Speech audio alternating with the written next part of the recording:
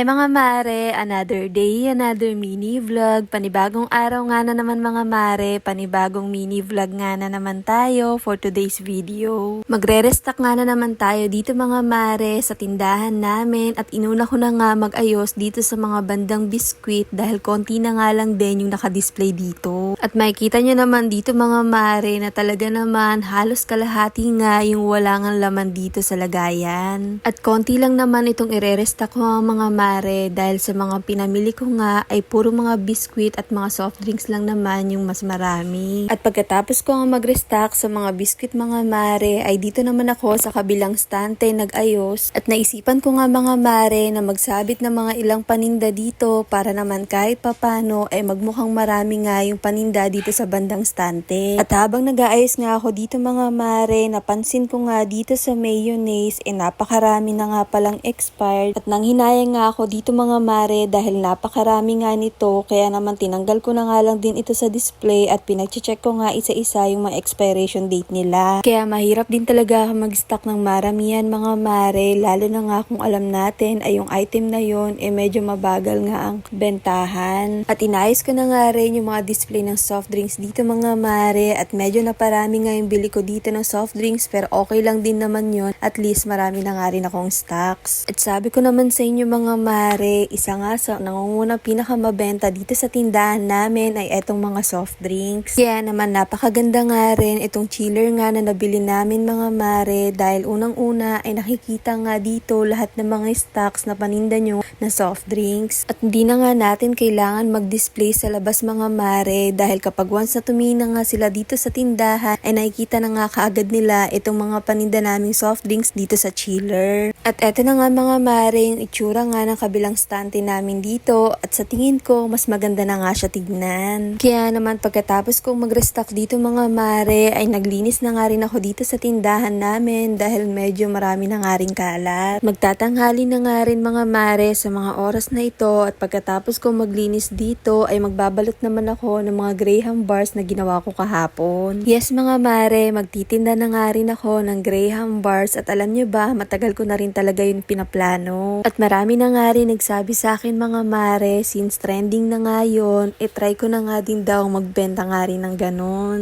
Kaya naman eto mga mare, habang maaraw pa nga at mainit pa ang panahon, ay eto sasamantalahin ko na nga din. At medyo malaki pa nga yung Tupperware na gamit ko dito mga mare at puro tansya nga lang din yung ginagawa ko dahil hindi pa nga dumarating yung order ko sa Orange app. At kahit first time ko nga lang gumawa nito mga mare, sa tingin ko, nakuha ko naman din yung kapal nga na gusto ko. At hindi naman mahirap gawin ito mga mare, pagdating nga lang dito sa pagbabalot ay medyo matatagalan lang talaga. At medyo nangapa nga lang din ako dito sa pagbabalot ko nung una mga mare dahil hindi ko pa alam talaga yung way kung paano balutin at ginugupit ko pa nga yung dulo nito para maging okay. Pero ngayon, nalaman ko na nga yung tamang sukat niya kaya naman napadali na nga rin kaagad sa akin.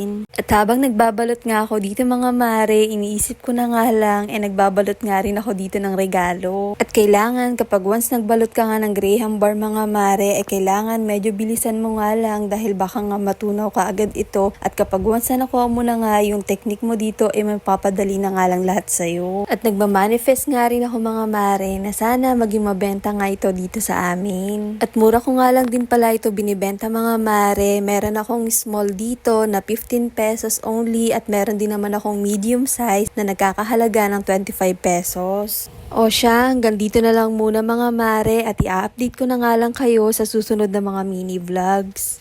Ito watching